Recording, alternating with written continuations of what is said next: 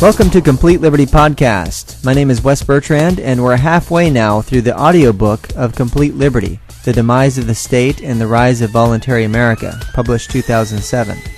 Last podcast, we covered Chapter 4. This one is a little shorter, Chapter 5, Ending Authoritarianism and Modern-Day Guilds. Since all statist policies are interrelated, let's analyze their nature by dealing with three that affect us severely in one way or another: the drug war, prescription drugs and devices, and regulatory licensure in the healthcare industry. Thou shalt not alter your state of mind, with exceptions. The so-called war on drugs has been an abysmal failure.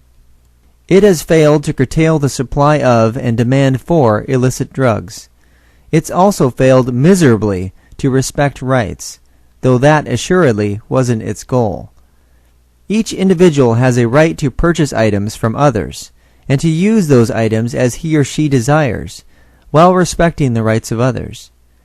Any government that attempts to deny this simple fact by making certain items illegal to purchase and possess simply drives this aspect of the free market into the black market. Thus, the bigger the drug war becomes, the worse conditions on the black market become. People who work in the supply chain of illicit drugs, from growing or manufacturing them to delivering and selling them, have to spend time and resources eluding capture by the drug warriors, and literally fighting for market share through gang-related turf battles, as well as bribing cops. Supply costs thereby increase drastically, and drugs become incredibly more expensive than they would be in a free market. The high prices in a black market for otherwise cheap substances encourage both dealers and users to do many immoral and unjust things in order to keep doing business and keep getting their fixes. But this isn't the half of it. By far the worst effects of the drug war are the consumption of billions of tax dollars, further corruption of police and other governmental agencies, and substantial increases in rights violations inflicted on the entire citizenry, as well as drug suppliers and users. Many innocent people are harassed, spied on, searched, and generally disrespected, and of course their time is wasted in the process.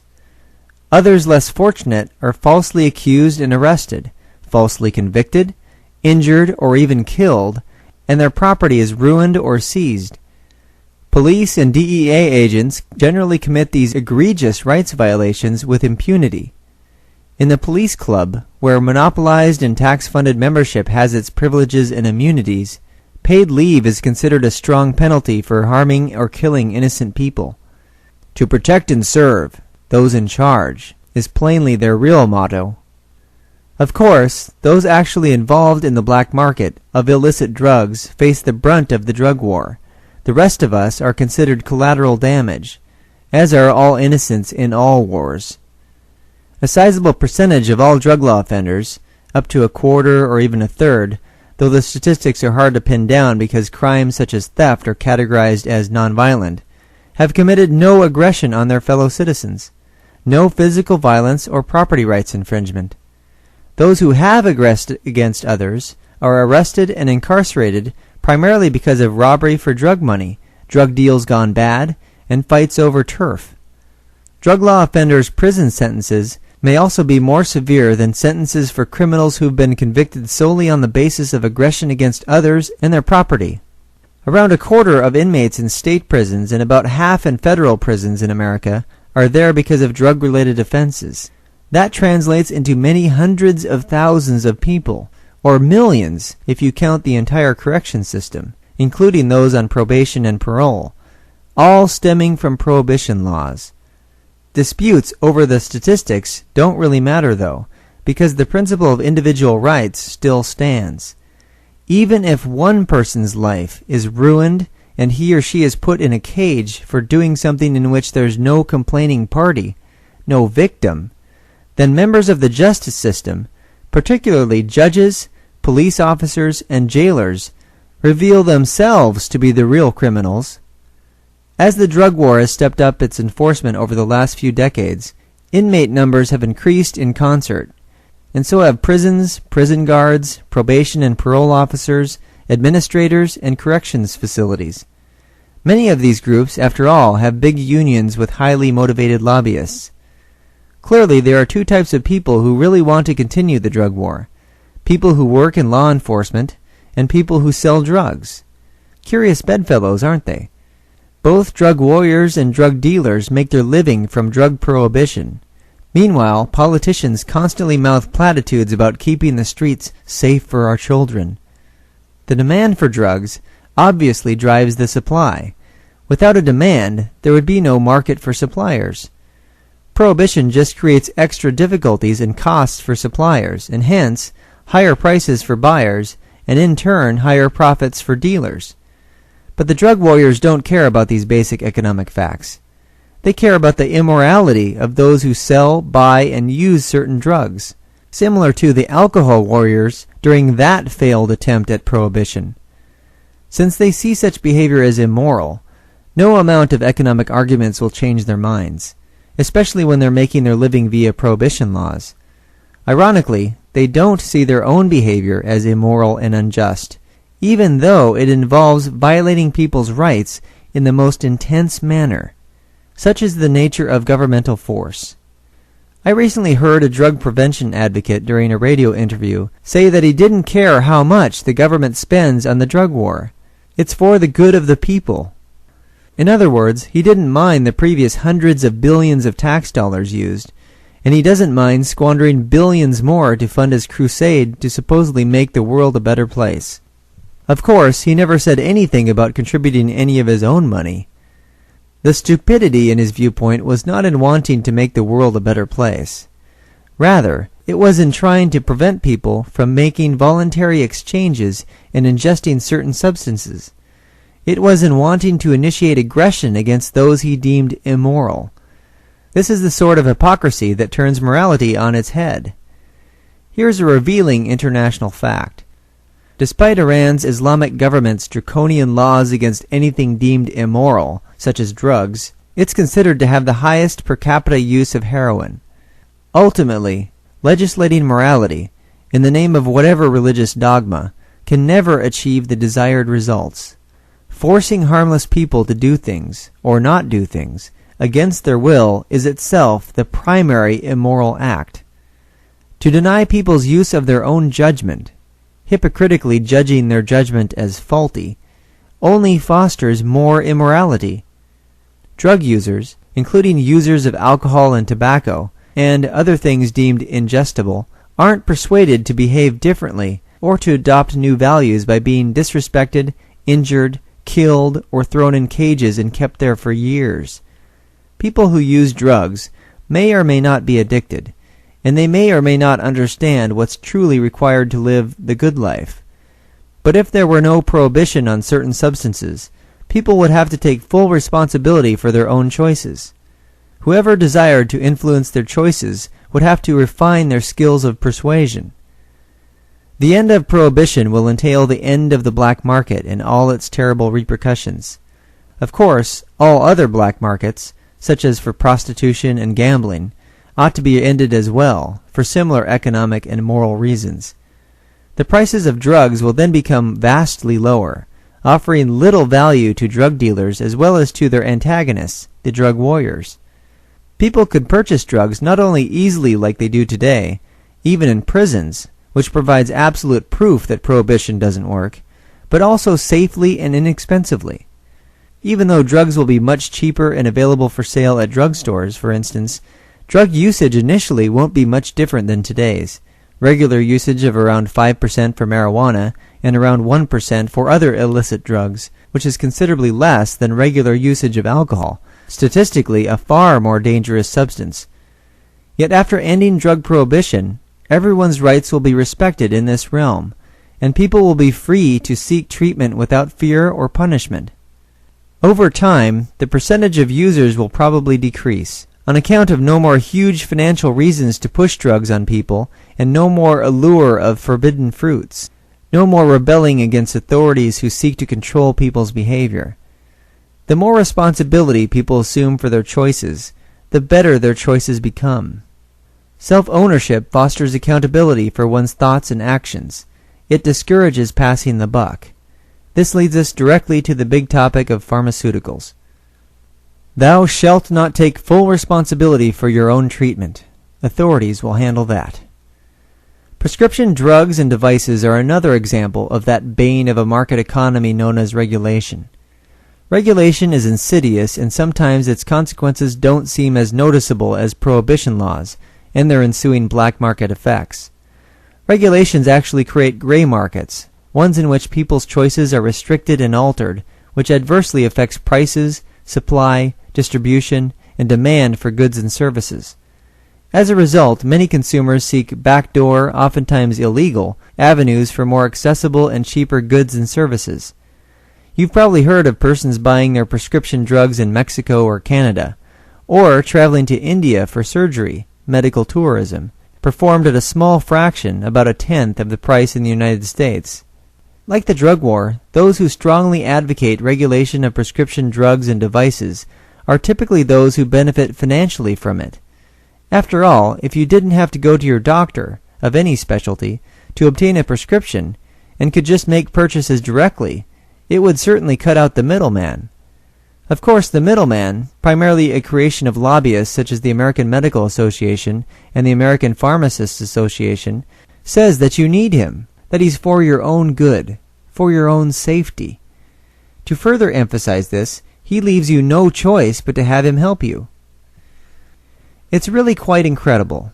Full-fledged adults in a technologically advanced, information-filled civilization are told that they must be forced to do things that are beneficial for them.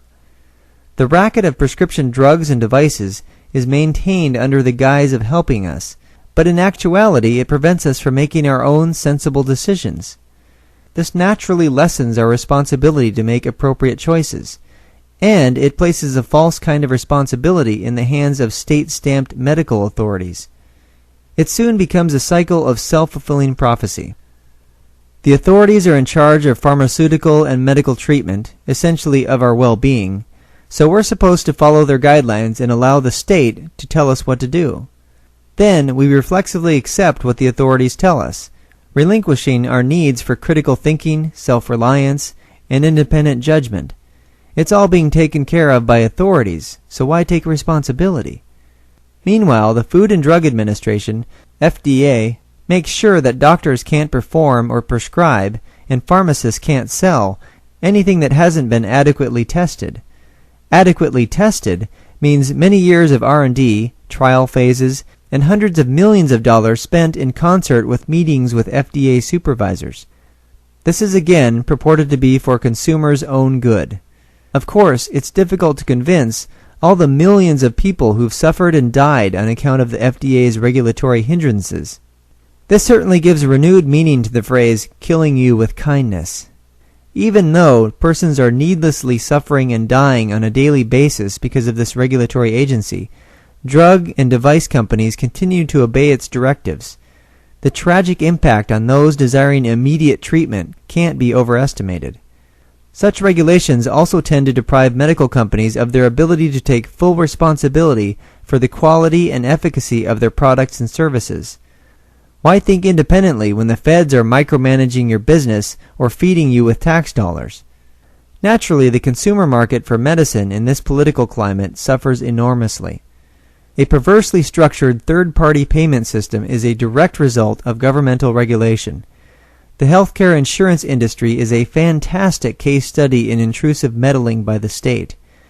Of course, managed healthcare, poor hospital service, and obscene prices, along with assembly line doctors who are frustrated by unmotivated patients and mounds of paperwork, necessarily follow. Prescription drug benefits for the elderly, among others, put the icing on the healthcare welfare cake. Drug companies, patients, doctors, healthcare workers, administrators, and insurers need not remain mired in this system of unrelenting unreason. They just need to identify and understand the real causes of this mess, so that their solutions don't merely compound the problems, which were themselves created by prior solutions. Rather than calling on government to make things better, they need to advocate allowing the free market to increase competition and customer satisfaction, decrease prices, innovate quicker, simplify and streamline all realms of healthcare. Doing so will foster a much more fulfilling environment for patients and providers. Thou shalt not do business without joining the state guild. Licensure. This again takes us directly to the issue of guilds. One of the things typically instituted in any profession, predominantly at the state level, is a mandatory system of occupational licensure. The government makes it illegal to practice without a license, which is obtained through a state-controlled, profession-managed process. Clearly, this is the modern-day version of the mercantilist guild system. Professionals seek to restrict the supply of potential competitors, and thus your choices as a consumer in this market, by becoming the equivalent of grandmasters who determine the nature of the practitioner's path from apprentice to journeyman. Again, like any other governmental regulation, licensure is always claimed to be for the good of consumers. Fear-mongering tactics have become commonplace. You wouldn't want to be treated by someone without a license, would you? At least with a licensed professional, you know whom you're dealing with. You should find a licensed professional. And let's not forget the bureaucratic argument. Government contracts require that we hire only licensed professionals, so we must enact licensure in our state, or else we'll have to hire licensed people from other states. In truth, the only proper judge of whether a service has been rendered properly is the consumer of that particular service. If the customer is happy, then the opinions of others, irrespective of their declared level of expertise, are hardly relevant. Even in the case of fraud that's alleged by outsiders to the transaction, justice can only be achieved by convincing the customer that he or she has been wronged and should therefore seek restitution. In today's market, for example, consumers of faith healing, therapeutic touch, and homeopathy no doubt pose a major persuasive challenge. Oftentimes their belief in the effectiveness of the service is the only thing that matters to them. Then again, perhaps the ills of state-controlled medicine encourage people to seek market alternatives where they're allowed to exist. That is, where they don't seriously encroach on state-controlled medical turf.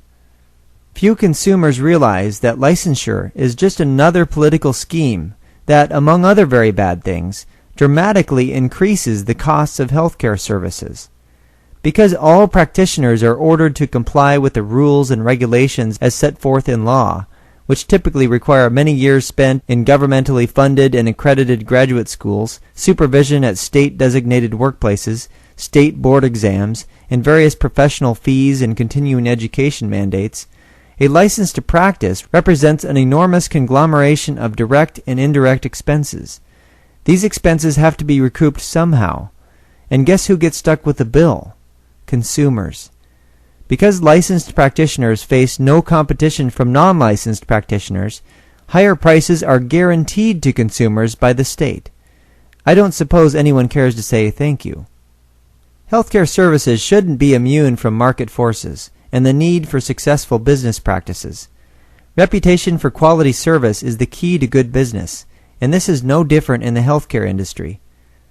Licensure tends to replace professionals' reputations in the eyes of their customers with governmentally enforced stamps of approval.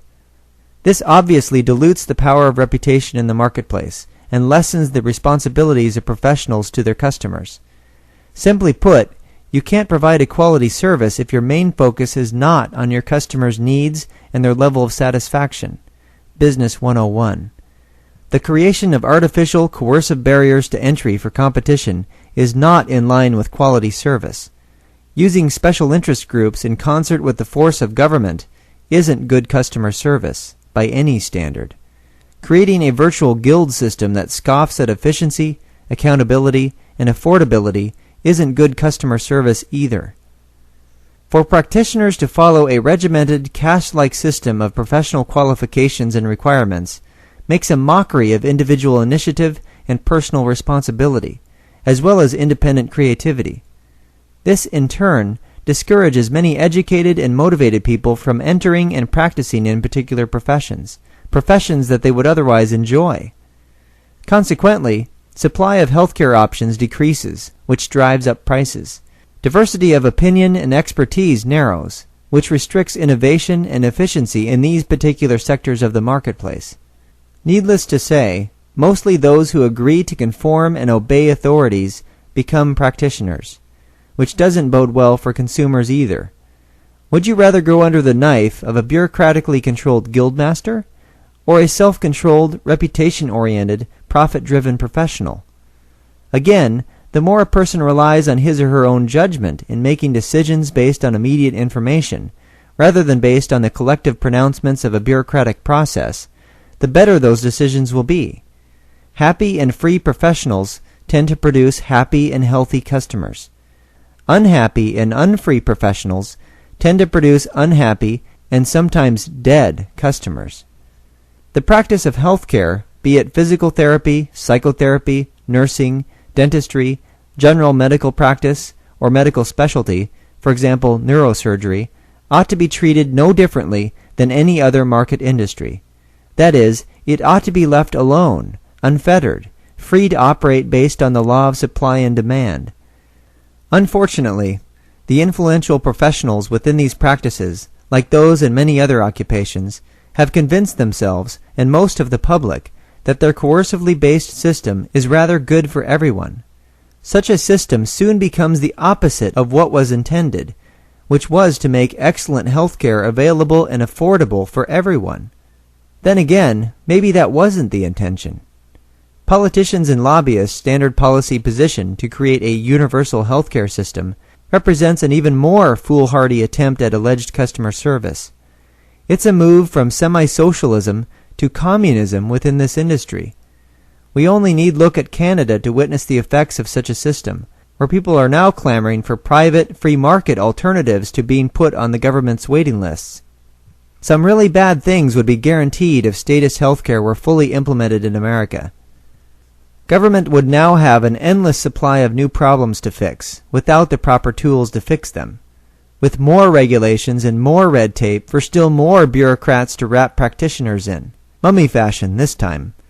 More favors would be dished out to various conniving interests, wasting still more tax dollars. And government would ration the ensuing healthcare shortage and bloated demand by having you sit in an exceedingly long line of uncomfortable chairs. Definitely no express checkouts here. As political humorist P.J. O'Rourke has quipped, if you think healthcare is expensive now, wait until you see what it costs when it's free. Naturally, the only proper solution is to fully deregulate and privatize this market. So, when the market of healthcare is freed from statist control, what will really happen? Will many charlatans take advantage of the newly unregulated and unlicensed occupations, preying on gullible and naive consumers? Will many people die from improper drug dosage and usage conflicts, all too common in hospitals today, by the way? Will doctors not be able to make a good living because of too much competition? Just like any other aspect of the economy that's allowed to function in accordance with the unencumbered choices of individual buyers and sellers, we will witness the opposite of people's initial fears and misguided economic concepts. Motivated entrepreneurs in medicine and healthcare in general will revitalize its possibilities for efficiency and innovation, which necessarily include customer service and satisfaction. Assuredly, revitalized consumer watchdog groups and groups of consumers themselves will provide strong checks on any fraudulent practices. Educated opinions spread quickly via the internet. A just justice system will assist those who might be wronged and enforce judgments for restitution and reparations. Quacks will become an endangered species, only surviving, as they largely do today, on the money of customers who blindly believe in their particular brands of snake oil.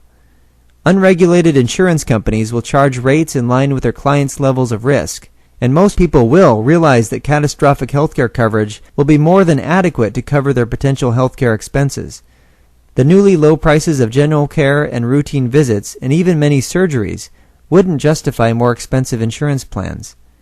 Notice that, on account of governmental control and regulation of health insurance, consumers currently try to have their insurance companies pay for every conceivable medical expense. These include things that free market insurance could never insure. That is, things in the realm of personal control, things not accidental. Undoubtedly, the high costs of healthcare, and the regulations fostering them, promote such irresponsible behavior. Also, today's focus is mainly on damage control, or treatment, instead of preventive healthcare measures and vitality programs. In a free market, There will be no financial incentives for these suboptimal practices. They'd be much too costly. People will thus be encouraged to pay more attention to what they put in their mouths and how they treat their bodies. Doctors, imagine having educated and motivated patients. To follow the recommendations of the state-controlled dietary establishment and the food pyramid is a poor substitute for paying attention to the research and evidence, or at least seeking out reputable people and organizations who do. In this regard, a book for laypersons that I can recommend as a starting point in evidence-based nutritional understanding is Living the Low-Carb Life by Johnny Bowden. As for persons burdened with chronic illnesses, even their costs will decrease dramatically, mostly on account of a big rise in the number of healthcare providers, and therefore treatment options, as well as new business models and technological innovations. Additionally, private charities will spring up in many areas that are now usurped by governmental benefits, such as Medicare and Medicaid. Because bad government money drives out good market money, most indigent persons are currently abandoned in a system of carelessness, callousness, and ineffectiveness. The government's so-called safety net has many sizable holes in it, and it's only a couple feet above the ground, which makes for quite hard landings. The moral of this sad story is twofold. Trust a typical politician or policy wonk less than the distance you can throw him or her, and never leave something so valuable as your health, or anything else for that matter, at the mercy of a committee of bureaucrats and lobbyists. Now, how about the fate of those relatively high incomes that physicians and other professionals currently receive? Although a free market of healthcare services will certainly reduce the pay rates of many practices, it will also substantially reduce the costs, in both time and money, of entry and operation of businesses. Therefore, what really matters for professionals in any industry is their standard of living. Rather than years wasted in the authoritarian grip of regimented higher education, and then in stale, red-taped organizations, innovative and smart apprenticeship programs will be the order of the day for practitioners and businesses everywhere. People learn much more by doing things according to their interests than they do by memorizing information, following overbearing orders, working inhuman hours, taking board exams, and defying common sense in the workplace. Not only do these things jeopardize the health of patients, but they also tend to weaken one's potential for career happiness. It's an understatement to say that a truly free market will have greatly beneficial effects on everyone's living standards, enabling us to buy and enjoy much more with less money. Competition in any industry brings out the best in all aspects of supply and demand of goods and services. This is because productivity and capital are increased, and people are free to do more things with their newly created time and money, which fosters a continuous upward cycle of opportunity. A free market generates an ever larger and more wealthy middle class, which means that luxury item wish lists can be fulfilled by nearly everyone willing to be productive. The general point of regulation, be it licensure or any other trade barrier, foreign or domestic, such as tariffs, quotas, duties, taxes, restrictions, special privileges, etc., is that it hurts both buyers and sellers. Neither sellers nor buyers have the right to use laws to benefit their particular interests. That would mean using aggression instead of persuasion, force instead of reason. Such behavior may be fit for other primates, but certainly not us. Yet, writing and enforcing unjust laws is definitely the most widely used and most unacknowledged form of violence by our species. Rather than favoring regulation, people should seek free market methods to distinguish themselves. This mainly boils down to price and quality of product or service. If your prices are relatively low and your quality is high, or sufficient for the job, then you've got a winning combination in the eyes of most consumers. This concludes Complete Liberty Podcast number 5. The next podcast will cover Chapter 6 of Complete Liberty, Ending Modern-Day Letters Patent. Thanks for listening, and if you have any comments or questions, feel free to email me at wes@completeliberty.com.